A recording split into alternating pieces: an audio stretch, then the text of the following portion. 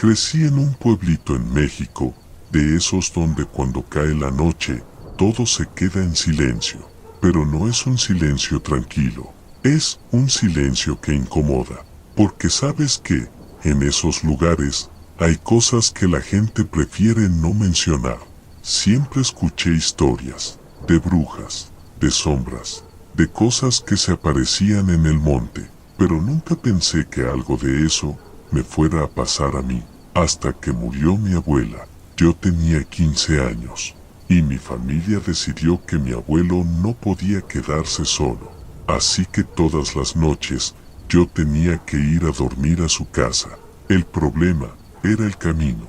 Tenía que cruzar calles oscuras, pasar por un puente viejo, y lo peor, un río del que siempre se contaban cosas. Esa noche se me hizo más tarde de lo normal. Había salido a jugar fútbol con mis amigos y cuando me di cuenta ya eran más de las 10. No había de otra, tenía que ir. Recuerdo perfectamente ese camino. No había nadie, ni un solo ruido, ni perros, ni viento, solo mis pasos y esa sensación de que algo no estaba bien. Cuando llegué a la casa de mi abuelo, todo parecía normal. Mi perro estaba ahí, un husky blanco, grande, de esos que no le tienen miedo a nada. Eso me tranquilizó. Entré, me senté junto a la cama de mi abuelo mientras él veía la televisión. Todo normal, como cualquier otra noche. A las 11, apagó la tele, y nos dormimos. O al menos, eso intentamos. Pasaron unos 20 minutos, y mi perro empezó a comportarse raro. Primero fue un pequeño quejido, luego empezó a moverse, inquieto, como si algo lo molestara. Después, empezó a llorar, y eso fue lo que me puso mal, porque ese perro nunca tenía miedo, nunca. Y entonces, lo escuchamos, un llanto, pero no era normal, era profundo, largo, lleno de dolor, un sonido que no sabría explicar, no decía nada, no eran palabras, pero se sentía como si alguien estuviera sufriendo de verdad. Mi cuerpo se paralizó, no podía moverme, no podía hablar, solo escuchar. El sonido venía de afuera y parecía moverse, como si estuviera recorriendo el lugar. Había una ventana grande entre la cama de mi abuelo y la mía, y ese llanto cada vez se escuchaba más cerca de ahí. Mi perro se metió debajo de la cama, temblando, llorando. Yo quería voltear, quería ver, pero algo dentro de mí me decía que no lo hiciera, que no era buena idea. El llanto ya no sonaba lejos, sonaba justo afuera, como si estuviera del otro lado de la ventana. Y en ese momento, sentí algo peor que el miedo. Sentí que eso sabía que yo estaba ahí. Pasaron segundos, o minutos, no lo sé. El tiempo se volvió raro, hasta que de repente, mi perro salió de debajo de la cama, y empezó a ladrar, fuerte, desesperado, como enfrentando algo. Y justo en ese instante, el llanto se detuvo. De golpe, silencio total, como si nunca hubiera estado ahí. Nadie se movió, nadie dijo nada, hasta que mi abuelo se empezó a reír, y dijo algo que nunca voy a olvidar. Esa mujer tan escandalosa no deja dormir, como si fuera algo normal, como si ya estuviera acostumbrado. Yo no dije nada, no dormí esa noche, y desde entonces entendí algo. No importa lo que digan, no importa cómo te lo cuenten, cuando escuchas ese llanto, sabes que no es humano, y lo peor es que no sabes qué tan cerca está.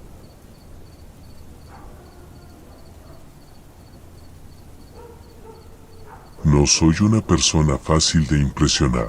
Trabajo en la industria del entretenimiento. He estado en sets, he conocido gente de todo tipo y también he tenido experiencias raras. Mi familia también. No es algo constante, pero sí lo suficiente como para saber que hay cosas que no siempre se pueden explicar. Hemos visto luces que aparecen y desaparecen, objetos que cambian de lugar. Incluso una vez, alguien en la familia vio una figura alta, de pie, observándolo mientras dormía. Cosas así, extrañas. Pero nunca algo tan claro, tan directo, como lo que pasó esa noche. Tengo un hijo adolescente, y hace poco, invitó a 2 de sus amigos a dormir a la casa de mis padres. Una casa algo aislada, en una zona de colinas. No hay mucho alrededor. Cada vecino tiene su terreno. Hay árboles, hay estanques. Y algo importante, un arroyo que pasa cerca de la propiedad. De noche, ese lugar se vuelve completamente oscuro y completamente silencioso. Esa noche, yo estaba trabajando en un set de filmación, cuando recibí una llamada. Era la 1 de la madrugada. Era mi hijo, pero no sonaba normal. Estaba alterado, asustado. Mamá, creo que alguien está afuera. Le pregunté qué pasaba, y me dijo algo que no me esperaba. Hay una chica, está justo afuera de la ventana, nos está viendo. Los 3 estaban en el cuarto, y uno de sus amigos fue el primero en notarlo. Estaban riendo, pasándola bien, cuando de repente miró hacia la ventana, y la vio, parada, ahí, sin moverse, vestida completamente de blanco, delgada, muy delgada, cabello largo, negro, cubriéndole parte del rostro. No hablaba, no gritaba, solo sollozaba, un sonido bajo, roto, como si estuviera sufriendo. Pero lo más inquietante es que estaba demasiado cerca, tan cerca que podían escuchar cómo golpeaba ligeramente la casa, como si quisiera entrar. Los 3 la escuchaban, los 3 la veían. Incluso uno de los gatos se acercó a la ventana y se quedó completamente inmóvil, mirando fijamente. No respondía, no se movía, solo observaba. Mi hijo me decía que no entendía nada, que no tenía sentido, porque para llegar ahí, alguien tendría que hacer ruido. El suelo está cubierto de hojas secas. Se escucha todo, pero ellos no escucharon pasos, no escucharon nada, solo ese llanto. Pasaron unos minutos, y la figura simplemente ya no estaba.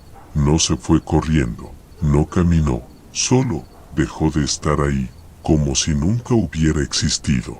Los chicos juntaron valor, despertaron a mi mamá. Ella salió con una linterna, revisó todo el frente de la casa. No había nadie, nada, ni huellas, ni movimiento, nada. Pensaron que ahí terminaba todo, pero no.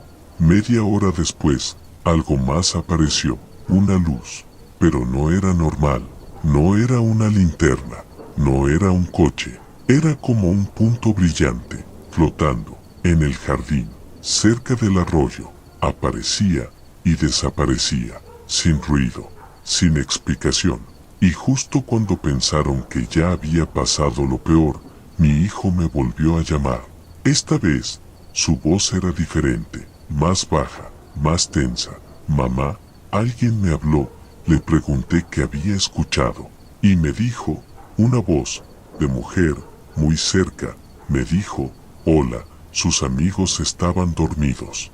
No había nadie más, pero él sentía algo, una presencia, como si alguien estuviera ahí, observándolo. Se empezó a sentir mal, un nudo en el estómago, una sensación de miedo que no podía explicar.